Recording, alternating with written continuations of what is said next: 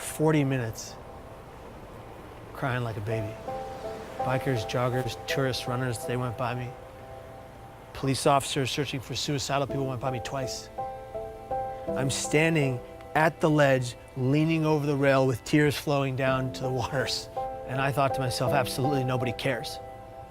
And then the voice in my head said, jump now, and I did. And the millisecond that my hands cleared the rail and my legs flew over it was an instant regret. The depression was wiped from my mind, and all I wanted to do was live, and I thought it's too late. Kevin Hines was 19 when he jumped off the Golden Gate Bridge. He is one of the many incredible people that I've been grateful to meet over the past 3 weeks as I aim to further understand the complexity surrounding suicide. And I know I've made mistakes. I know I've let people down. But what happens when you're given an opportunity to help make a difference in the world? The backlash against the social media star. Very popular guy called Logan Paul is in some hot water. He's a complete and utter insensitive idiot. Taking a break from daily vlogging. Even he says his latest content was his biggest mistake. I want to apologize to the victim and his family.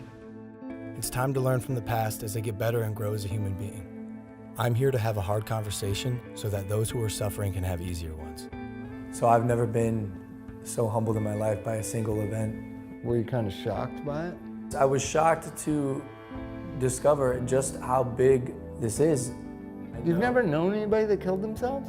No one. And that was part of the problem. It's just my ignorance on the subject. But in Ohio, where you come from, it's the second leading cause of death.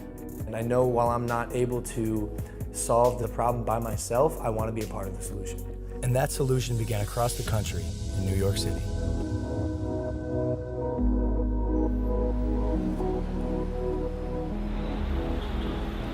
We sat down with Dr. John Draper, director of the National Suicide Prevention Lifeline. We have to change the conversation publicly from just focusing on suicide and how something bad is happening and say, well, what do we do about it? Help people understand that the first thing they need to do is reach out and talk to somebody when they're feeling in despair. Because you're not alone with it anymore. They've done studies with people who are experiencing any kind of pain, including hanging off a cliff. You can hold on a lot longer if somebody is right there with you.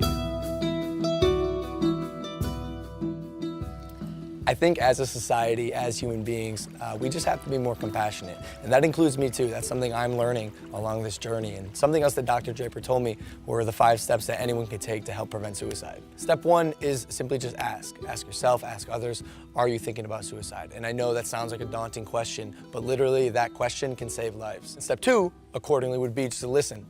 Be present. Don't make any judgments. And then step 3 would be there for them, even after you've already asked, because dependability is key. Step 4 is then help them connect, whether it's with a friend, a family member, a local suicide hotline, therapist, but help them reach out to someone so they don't have to deal with this alone. Lastly, step 5 is just check in on them, show them that you care. Call them up, say, hey, I want to make sure you're okay. Can I check in with you over the next few days?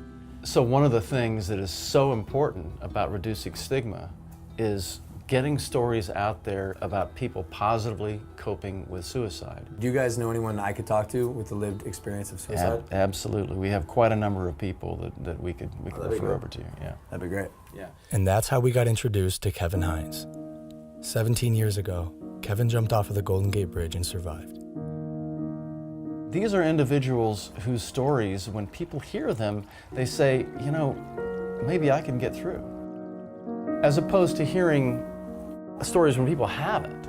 And those are, unfortunately, those are stories that we've heard before. Now we're hearing more and more stories of people being more open about it. And as I was saying before, Logan, for every one person that dies by suicide, there's 287 other people that think seriously about it but don't. Those are stories, again, that have not been told. If we told those stories of people who got through it as opposed to one who didn't, imagine what kind of influence that would have on people's behavior.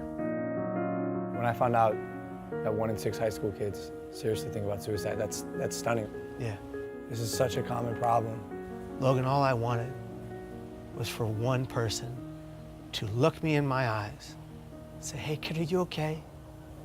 I am so grateful to be alive.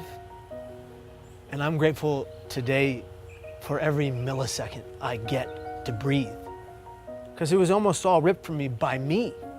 What's one thing you would have said to your younger self To the Kevin who was 19, sitting on the bus, if you were next to you, and instead of the guy who pointed and laughed, what would you say? I would just put my hand on the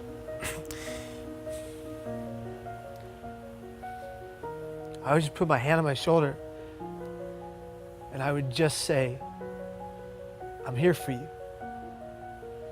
I got you. We need to be a society that comes together for every person in the community that's going through hell. And in order to do that, every person that's going through hell, whatever hell, has to be honest about their pain. And if they're going to be honest about their pain, we are going to collectively answer the call and be there for that individual. Because if you don't see beauty in the next person you meet, you're not looking hard enough. You're incredible, dude. This is an honor for me. It's an honor for me too, brother.